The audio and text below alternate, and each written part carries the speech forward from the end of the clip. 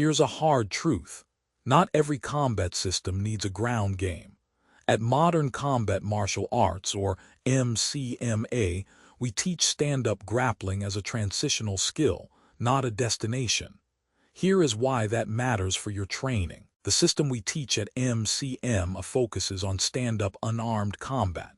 That means managing a fight while both you and your opponent are on your feet. Grappling here is not about taking the fight to the ground. It is about controlling distance, structure, and position while standing. You will learn guarding, striking, blocking, parrying, and throwing, but all within the context of staying upright. Grappling serves to control an opponent's arms, legs, or head, not to drag them down. It is about limb control, positional dominance, and target-specific grappling, like addressing the throat or hair. The goal is to use grappling as a tool to manage the fight from a standing position, not to engage in ground combat. This is a deliberate choice about domain and focus. In this system, grappling is a bridge skill, a transition to something else.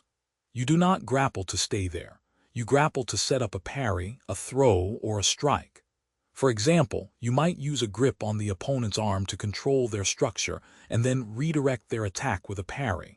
Or you break their balance and project them to the ground as a disruption, not as the start of ground engagement. Grappling can create safe striking opportunities by controlling the opponent's position, or neutralize their ability to fight without causing injury, allowing you to disengage and stand.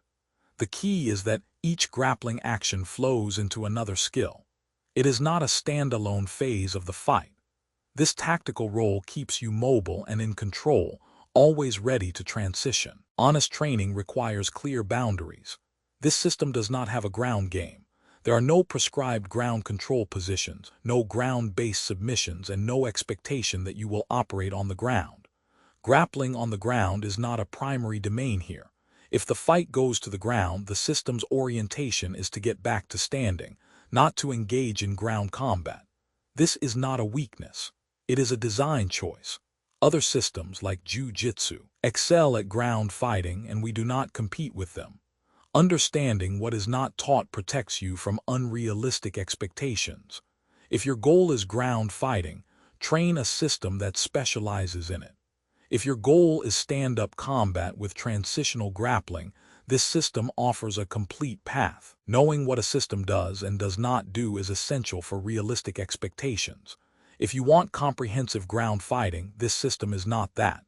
We do not pretend to offer what we do not have. This honesty protects you from misunderstanding your training. For students who cross-train, understanding this domain helps you integrate skills effectively.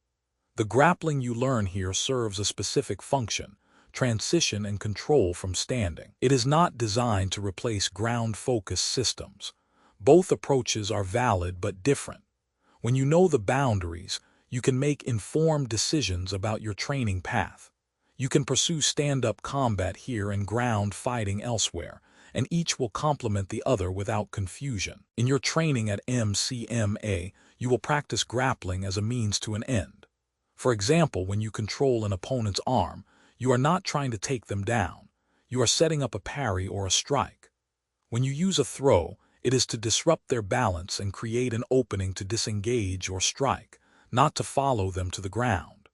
Drills focus on maintaining your stance and mobility while using grappling to control the fight. You will learn to use grips to break structure, then transition to a strike or a throw. The emphasis is on staying upright and in control. Each drill reinforces the concept that grappling is a tool, not a phase. This keeps your training practical and aligned with the system's stand-up focus. For students who want to go deeper, the digital library contains the complete elemental framework of this grappling approach. It covers biomechanical elements that make control effective, combative elements that govern when to transition between skills, and strategic frameworks for deciding whether to grapple, strike, or throw based on conditions. This library does not add a ground game. It explains the stand-up grappling mechanics at a deeper level. It is a resource for understanding the principles behind the techniques you practice in class. By studying these elements, you gain a clearer understanding of why grappling works the way it does here, and how to apply it more effectively in training and real situations. Know what you are training. If stand-up combat with transitional grappling fits your goals, this system provides a complete path. Train with clarity and purpose.